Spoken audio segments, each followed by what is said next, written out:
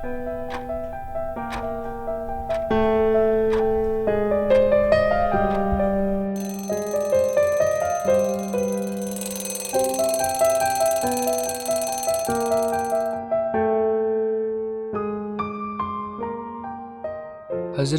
آدم علیہ السلام۔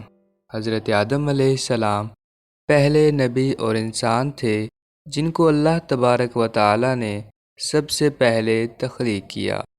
آپ علیہ السلام کو اللہ تبارک و تعالی نے اپنے دستے قدرت سے تخلیق کیا اور اپنی طرف سے آپ علیہ السلام میں خاص روح پھونکی اور آپ علیہ السلام کو دنیا کی تمام چیزوں کے نام سکھائے۔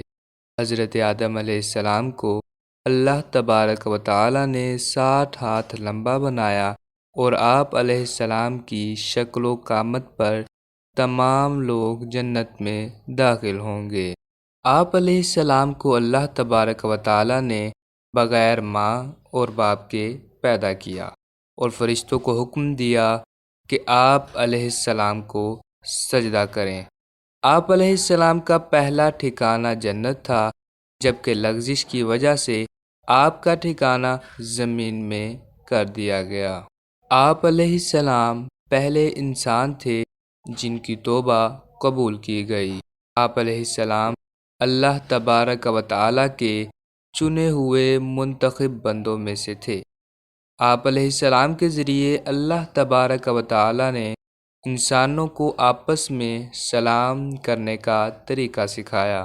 حدیث مبارکہ میں آتا ہے کہ ایک دفعہ حضرت آدم علیہ السلام کی حضرت موسیٰ علیہ السلام سے بحث ہوئی تو آدم علیہ السلام حضرت موسیٰ علیہ السلام پر غالب آ گئے۔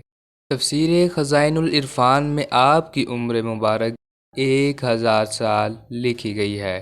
آپ علیہ السلام کو ہی حضور صلی اللہ علیہ وسلم نے معراج کی رات پہلے آسمان پر دیکھا اور حضرت آدم علیہ السلام نے حضور صلی اللہ علیہ وسلم کا پہلے آسمان پر استقبال کیا اور آپ علیہ السلام کے پاس قیامت کے دن لوگ سب سے پہلے سفارش کے لیے جائیں گے۔